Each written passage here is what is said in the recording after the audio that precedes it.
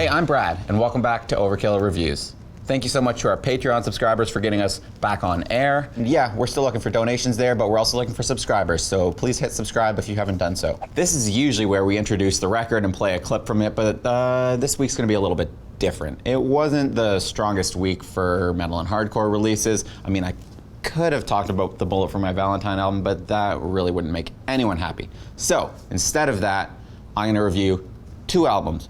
One that came out, one that's coming out, and this is the first one.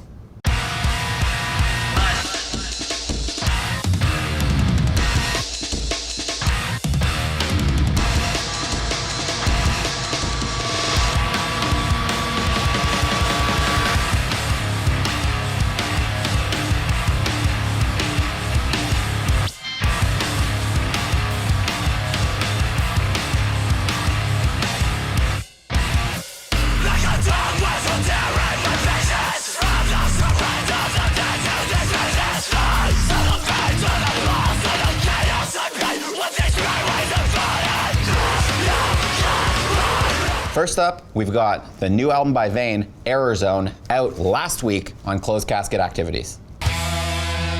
They're from Massachusetts, and this is their first LP after a couple of EPs and a whole bunch of touring. They sound like somebody took a scalpel to the late 90s and early 2000s and then sewed the skin back together into some crazy metallic hardcore, new metal, and kind of Glassjaw-esque post-hardcore abomination.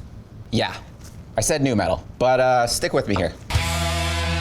So, as you probably guessed from that brief description of the genres they meld, there's a lot going on here. The music often oscillates with these bouncing riffs that, repeat and groove, and then they're interrupted by these screeching, piercing effects. You couple that with the titles and the imagery. I mean, the album is called Errorzone, and they've got song titles like Virus, : Vibrance, Old Data in a Dead Machine, Doom Tech, Demise Automation. It feels very computer-esque. So when those interruptions come in, it feels like an error. It feels like a glitch. And you heard some of that in the video that we played earlier, and that's all over the album. Also in that clip from earlier is proof that the band is very good at taking their riffs and shifting them a little bit, repurposing them, and giving them an entirely different feel. So after that drum and bass kind of break that they have near the start of that song, they got the groovy hardcore riff. And then just a little bit later, they take it from being chords into single notes, and it just feels a lot more nu metal. It feels fresh, even though it sounds similar. Vein also managed to make short songs feel full. There are 3 songs on the album that hover around the 1-minute mark, another 4 that hover around the 2-minute mark, and only 2 on the entire album that surpass 4 minutes, yet the album feels fully realized. Part of this might be because of the dichotomy between the frantic nature of much of the music and the band's experimentations with clean singing. When they do so, it's somewhere between Deftones and Glassjaw. To hear that striking difference between the two sides, you can check out the song Untitled. That's one of those songs that hovers around a minute. And it starts out sounding like it's gonna go into this chaotic metalcore number, but then the majority of the song is just this subdued, soaring sound that is at complete odds with the occasional break for the piercing chords. The title track even ends with some soothingly triumphant piano, proving that Vein are not stuck in a box.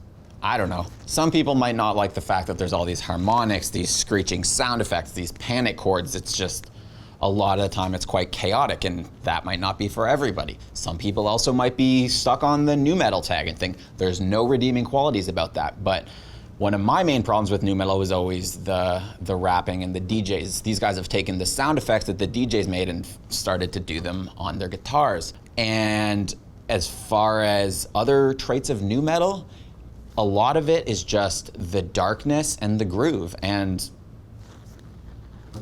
to me, that's not a bad thing. I'm gonna give this a skull rating, but I'm gonna do that later, after I talk a little bit about my pick for an album that's coming out soon, and it is way different.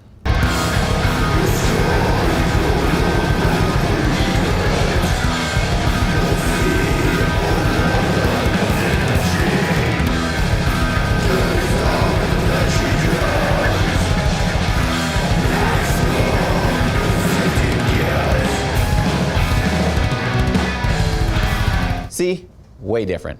This is the new album from Imperial Triumphant, Vile Luxury, out on July 13th through Gilead Media and Throat Ruiner Records, which is pretty much the best record label name of all time. Imperial Triumphant take the French black metal sounds of bands like Deathspell Omega, Blue Dose Nord, etc., and transplant it into the bustling streets of New York City.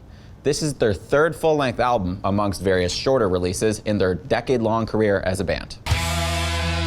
But they don't just play French-style black metal in New York, they actually add their home base's flavor to it. The lyrical themes on this album reflect on New York City's duality. To some, a majestic place with all the riches in the world, while to others looking deeper, there's a seedy underbelly of what the people had to do to get there and those whom they had to trample on to do so. That theme is central to the album's opening track, Swarming Opulence, which played earlier. You also heard at the beginning there's another New York City staple in this song, jazz, which is prevalent throughout the album and is often haunting in its usage. In this case, that seemingly bizarre influence is brought to life through brass instrumentation, and the shiny nature of those instruments actually works well given that the band wear these gold masks. It's the perfect way for them to flip black metal's black and white aesthetic on its corpse-painted head. And with these horns, I'm immediately reminded of the 7 trumpets from the Bible's Book of Revelation. And maybe that's just the overall feeling of the album, which is quite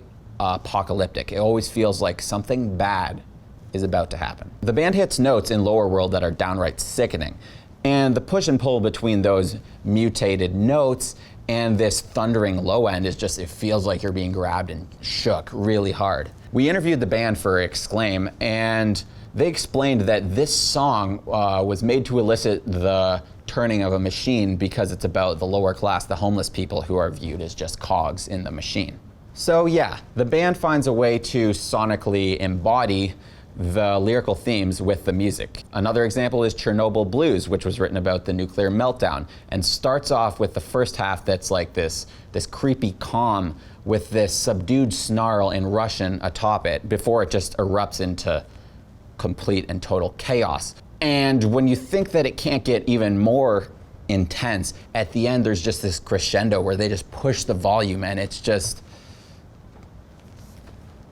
fucking wild. Like the Vein album, there's not a whole lot that I think is wrong with this album, but I feel like I should bring up some stuff that some of you could take issue with. The last third of the album, the metal influence diminishes pretty intensely. There's a couple songs that are more focused on the jazz, on the quiet part. The reason that I think that it still works is it still works with the mood of the album. Somehow this jazz influence, despite being soothing at times, is also incredibly haunting.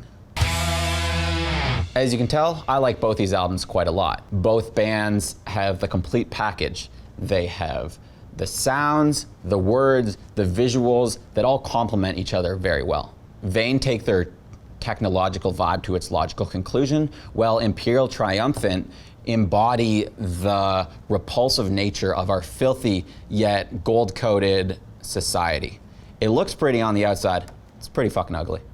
So, skull rating time. Vein have one of the most unique and best combinations of metallic hardcore, nu metal, and some subtle screamo and mathcore influences that I've ever heard. And for that reason, I'm giving this album 4.5 skulls out of 5. As far as Imperial Triumphant, simply comparing them to French black metal or bands like Gorguts, Ulcerate, the kind of bands that deconstruct extreme metal before building it up into something unique, it doesn't seem entirely fair because the band do have their own stamp on this. So while those are touchstones for their sound, so you can expect the mood, general feel you're gonna get, don't think that you fully understand what you're getting yourself into. And for that reason, I'm also giving this album 4.5 skulls out of 5. So that's it for Overkill Reviews. We're not doing any shoutouts this week because there wasn't anything really remarkable coming out this week. If you have the means, please head to patreon.com/BangerTV and donate. If you don't, there are still plenty of ways you can support us. You can subscribe. You can share our stuff on social media. By the way, if you did support through Patreon, watching the credits, your name will appear there. Shout out to you.